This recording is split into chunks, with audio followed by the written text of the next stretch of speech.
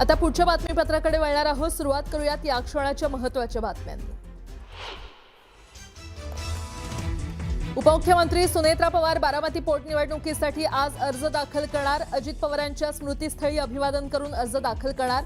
अर्ज भरताना भाजप आणि राष्ट्रवादीतील नेते राहणार उपस्थित। राहुरी विधानसभा पोटनिवडणुकीसाठी भाजपचे उमेदवार अक्षय कडिले शक्तीप्रदर्शन करत उमेदवारी अर्ज दाखल करणार। तर प्राजक्त तनपुरेंच्या उमेदवारीबाबत निर्णय नाही। प्राजक्त तनपुरे अपक्ष अर्ज दाखल करण्याची शक्यता। बारामती विधानसभा मतदारसंघातील पोटनिवडणुकीसाठी काँग्रेसचा उमेदवार ठरला। आकाश मोरे आज काँग्रेसकडून उमेदवारी अर्ज दाखल करणार। राज्यसभेच्या नवनिर्वाचित खासदारांचा आज शपथविधी। शरद पवार, माया इवनाते, ज्योती वाघमारे, रामदास आठवले आणि रामराव वडकुते घेणार पद आणि गोपनीयतेची शपथ। देवदर्शनाच्या नावाखाली कागदपत्र घेऊन अनुयायांच्या नावे बँक खाती उघडली। खऱ्याचा नवा कारनामा उघड। अनुयायांच्या नावे उघडलेल्या बँक खात्यावरून करोडोंचे व्यवहार।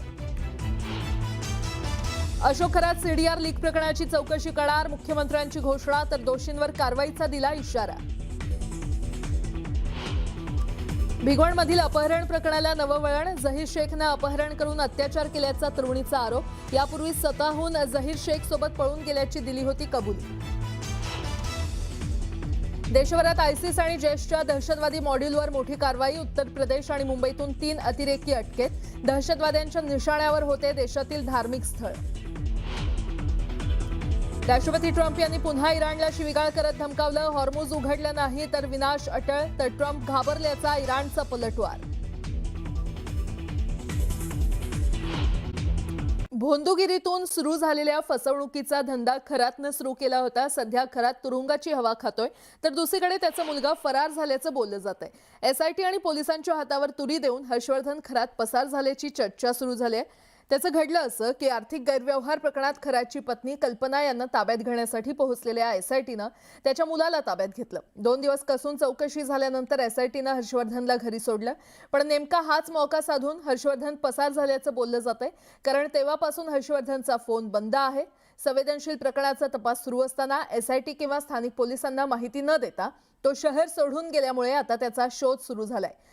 याउलट एकीकडे खरातची पत्नी फरार आहे, तर मुलाला चौकशीनंतर घरी सोडलेलं असलं तरी तो तपासात काही प्रश्नांची उत्तरं देण्यास टाळाटाळ करत होता असं बोललं जातंय। म्हणजे संशयास्पद भूमिका असतानाही पोलिसांच्या गुप्तहेर खात्याला या संदर्भात काहीच माहिती कशी नाही असा सवालही सर्वसामान्यांकडून विचारला जाऊ लागलाय। नेमकं काय घडलं आपण ते पाहूयात। खरातच्या पत्नीला ताब्यात घेण्यासाठी गेलेल्या एसआयटीनं हर्षवर्धनला ताब्यात घेतलं। 2 दिवस हर्षवर्धनची कसून चौकशी करण्यात आली। चौकशीत हर्षवर्धनची उत्तरं देण्यास त्यानं खरंतर टाळाटाळ केली। सर्व डॅडलाच माहीत आहे असा जबाब हर्षवर्धननं नोंदवला। चौकशीनंतर एसआयटीनं हर्षवर्धनला घरी सोडलं। त्यानंतर हर्षवर्धन खरातचा मोबाईल हा बंद आहे। शहर सोडण्यापूर्वी पोलिसांना कोणतीच माहिती दिली गेली नाही। चौकशी टाळण्यासाठी हर्षवर्धन पसार झाला का असा प्रश्न उपस्थित होतोय। एसआयटीकडून हर्षवर्धनचा देखील आता शोध घेतला जातोय। हर्षवर्धनला पळून जाण्यासाठी कोणी मदत केली का याबाबत देखील तपास सुरू आहे। चौकशीनंतर हर्षवर्धनचा त्याच्या आईशी संपर्क झाला का हा प्रश्न उपस्थित होतोय। हर्षवर्धन पोलिसांचा वॉच नव्हता का असा देखील प्रश्न आता उपस्थित होतोय। मी देवदर्शनाला जायचंय सांगून खरात अनुयायांकडून कागदपत्र मागून घ्यायचा अशी माहिती समोर येते आणि त्यांच्या न कळत जगदंब आणि समता पतसंस्थेत खाती उघडून ती ऑपरेट करायचा असा आरोप होतोय।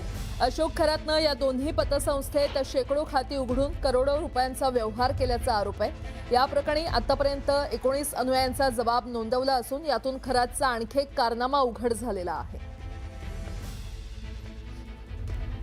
तर नेमकं हे प्रकरण काय आहे आपण ग्राफिक्सच्या माध्यमातून समजून घेऊयात। देवदर्शनाला जायचं असं सांगून अनुयायांकडून तो कागदपत्र घेत होता। त्यानंतर फोटो, पॅन कार्ड आणि आधार कार्डची अशोक खरात त्याच्या अनुयायांकडून मागणी करायचा। अनुयायांना न सांगता त्यानं बँकेत खाती उघडली होती। समता आणि जगदंब पतसंस्थेत शेकडो बँक खाती त्यानं उघडली। तर अनुयायांच्या बँक खात्यातून कोट्यावधींचे व्यवहार झाले असल्याची देखील माहिती समोर येते। 19 अनुयायांचा जबाब आतापर्यंत नोंदवण्यात आलेला आहे। पतसंस्थेत कधीच गेलो नाही असे काही अनुयायांनी जबाब नोंदवले. आम्ही पतसंस्थेत खाती उघडलीच नाही असा जबाब अनुयायांनी नोंदवलाय. तर तावडेच्या कुटुंबाच्या नावे 4 बँक खाती असल्याचं समोर आलंय. परब कुटुंबाच्या नावे समता पतसंस्थेत 4 बँक खाती आहेत. तर खंडणीची तक्रार केलेल्या राजेंद्र जासूदच्या नावे देखील 2 खाती उघडली गेली असल्याची माहिती समोर येते.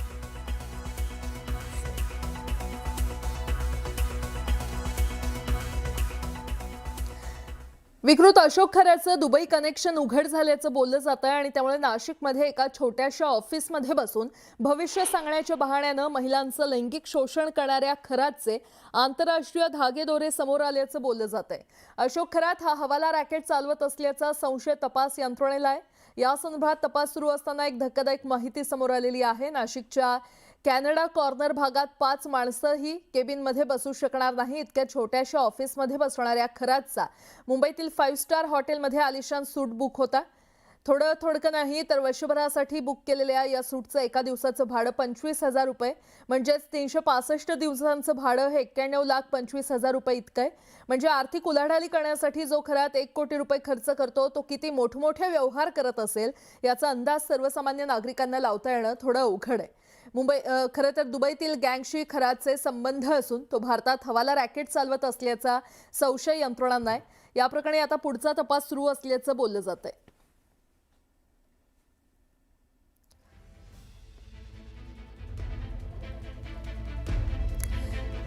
तर नेमकं हे प्रकरण काय आहे आपण ग्राफिक्सच्या माध्यमातून जाणून घेऊयात.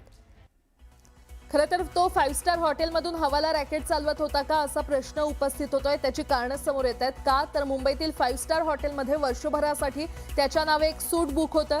हॉटेल रूम 25,000 रुपये दिवसाचं त्याचं भाडं होतं. 365 दिवसांचे 91,25,000 रुपये होत होते. या आलिशान सूटमधून करोडोंचे व्यवहार झाले का असा संशय देखील उपस्थित होतोय. दुबईतील गँग सोबत त्याचा हवाला रॅकेट सुरू होता का याबाबत आता पोलीस तपास करतायत. सीए ललित पोफळे या खरातचे आर्थिक व्यवहार सांभाळायचा का हा एक प्रश्न आहे. हवाला रॅकेट देखील पोफळेच सांभाळायचा का या दृष्टीनं देखील सध्या तपास सुरू आहे. दरम्यान या प्रकरणी मुख्यमंत्र्यांनी कडक कारवाई करण्याचा इशारा दिलाय. पाहूयात.